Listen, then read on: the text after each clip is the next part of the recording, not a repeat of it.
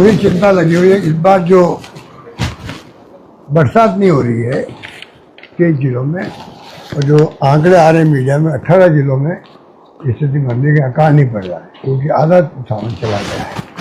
ये चिंता सरकार को होनी चाहिए। अभी से ही वो जो है पानी का इंतजाम कैसे होगा उस वक्त में, पशुओं के लिए भी और मानवों के लिए भी, पशुओं के लिए भी, गायों के चारे के प्रबंधन कैसे होगा और रोजगार कैसे मिलेगा, तमाम बातें जो है बहुत महत्व रखती है। ये सरकार को चाहिए कि उसको बहुत ज़्यादा प्रायोरिटी अभी से तैयारी करे और चाक चौबंद करे जिला प्रशासन को भी, स्टेट लेवल पे भी इसके बारे में तमाम कार्रवाइयाँ हों, समय पर सैंक्शन निकले, वरना उस पर स्थिति बिगड़ सकती है। ये मैं मेरे अनुभव से कह रहा हूँ, क्योंकि पहली बार मैंने 4 अकाल भुगते हैं लगातार, 4 अकाल, तो इतना शानदार मैनेजमेंट हुआ, पूरे मुल्क की तारीफ हुई थी। वाजपेयी जी थे प्राइम मिनिस्टर वहाँ पर दिल्ली के अंदर, उन्होंने मदद करी हमारी।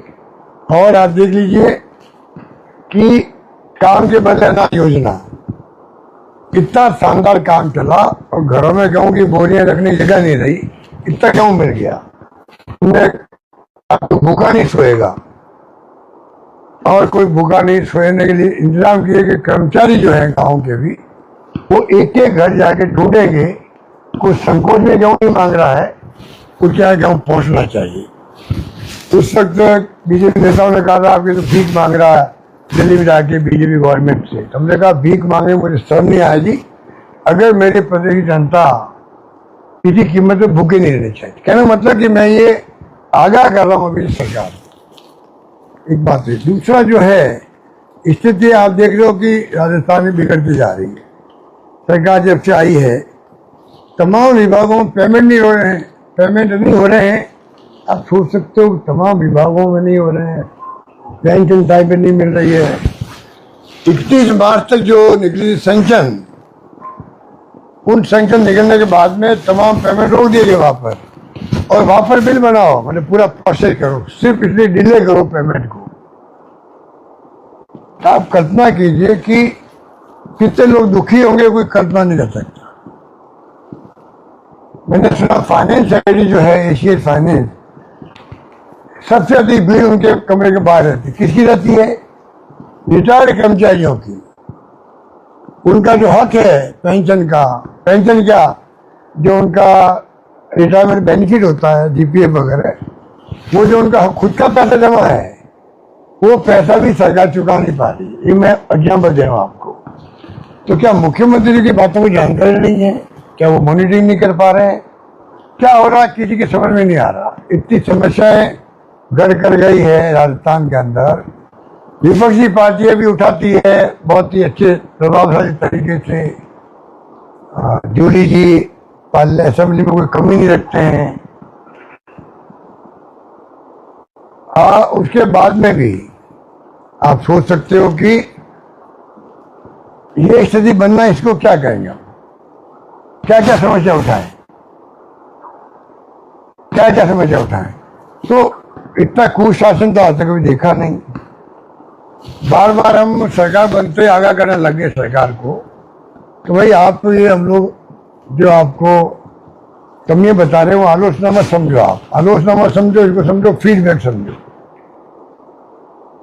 पर उन्होंने कभी ध्यान दिया ही नहीं कि तो खाली आलोचना होती रहती विपक्ष से।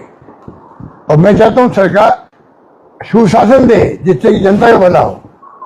अब करप्शन ज्यादा टूट गई है। ये ऐसे बीजेपी वाले कहते थे चाल चेहरा, अब आपको प्राइवेटली बीजेपी वाले कहेंगे इतना भयंकर करप्शन हो रहा है, ये आरएसएस वाले कर रहे हैं, बीजेपी वाले कर रहे हैं, कोई चूक नहीं रहा है। इतना माहौल खराब हो गया राजस्थान, इतना माहौल खराब हो गया है, उसको आप क्या कहोगे। कहने का मतलब यह है चारों ओर हाहाकार मचा हुआ, फिर ऊपर से रेप और किसी को गोली से उड़ा दिया, ज्वेलर्स को, या किसी को डकैती हो गई, ये तो आम बात हो गई। तो कहने का मतलब है कि स्थिति हद से बाहर जा रही है। और जो तुम आप देख ही रहे हो, जो प्रोजेक्ट पूरे हो गए 650 करोड़ रुपए का फिनटेक इंस्टीट्यूट बन गया वहाँ मंडोर रोड पे, नागौर रोड पे, लाइब्रेरी आपकी, क्या क्या बार बार गिना है। स्पोर्ट इंस्टीट्यूट शानदार से 90 करोड़ का, 2 करोड़ और खर्च होने उसमें। और वो कहते हैं संस्थान की हम सरकार से नहीं मांग रहे हैं, हमारे पास पैसा है, खाली परमिशन मांग रहे हैं तो सरकार से खर्च करने की, ये पूरा काम हो जाए। पूरा काम भी नहीं हो रहा और उसका उद्घाटन भी नहीं हो रहा, ना खिलाड़ी है ना कोच है वहां पर, ना इक्विपमेंट है। हॉस्टल वहां बन गया, हॉस्टल बाहर रहते बच्चे हैं। आप बताइए, किराया देके रह रहे हैं और हॉस्टल बंद पड़ा हुआ है। मैंने मुख्यमंत्री जी को खुद को कहा ये बात, एक दिन मेरी बात हुई तब, आप जोधपुर जाके उद्घाटन क्यों नहीं करते हो? आपके गृह मंत्री यहाँ पर आए, नहीं हुए। आप कई बार जाते हो तो नहीं होता है। आप चाहते क्या हो? कहने मैं जल्दी कर दूंगा, उसको ही 2-4 महीने हो गए। मैंने हम आपका स्वागत करेंगे, ये भी मैंने कहा।